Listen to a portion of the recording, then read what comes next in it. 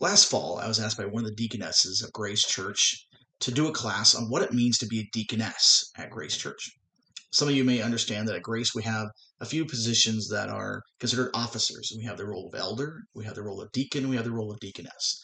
And this particular deaconess, she said, you trained for elders, and you say that the deaconesses have a little bit of spiritual authority over the women of the church, but what does that look like for us? And I didn't have an answer for that. And so I began doing some research and realized that this is something that's maybe lacking in a lot of churches. And so I began putting together material, began thinking I need to teach our women here and even our men, what is the role of women in the local church? And so next Tuesday, I want to begin just a 3-week study, a 3-week Bible study. That's going to be basically the culmination of many months of researching and talking to pastors and ministers, not just in Nebraska, but in other states around the nation, really, finding resources and all sorts of things and putting everything together. What is a woman supposed to do? We know that when there's no boundaries, there are some people that they'll cross over the boundary not knowing that they are, and will can kind of get in trouble that way. And there are others who they won't even get close to the boundary because they don't know where the boundary is and they want to stay a long way away from it. And so what ends up happening is that it ends up becoming restricting.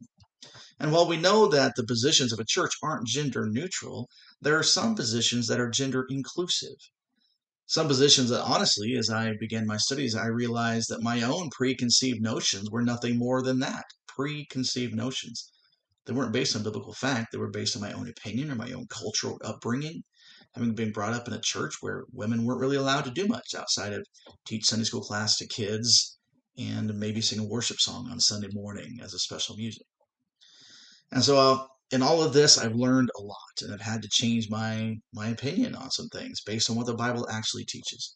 And so I invite you to come together, men and women both, come together next Tuesday, April 23. We're going to get together for the first class, and we're going to just begin this topic of are there gender roles, and what do those gender roles look like in a local church? I've got childcare lined up. I've got 2 people lined up to come in and provide childcare for us. So if you need that, let me know. But again, it's for men and women alike. It's 3 weeks long. Because of my own weird schedule, I've had to adjust when that is. We're going to be done by the end of May, but I got April 23, I've got May 14, and May 21. Those are the 3 weeks. Tuesday evenings, 7 to 8:30. So April 23, May 14, May 21, from 7 to 8:30 in the evenings, a 3-week study on the theology of women's leadership, the role of women in the local church. What does this look like? And I invite you to join me.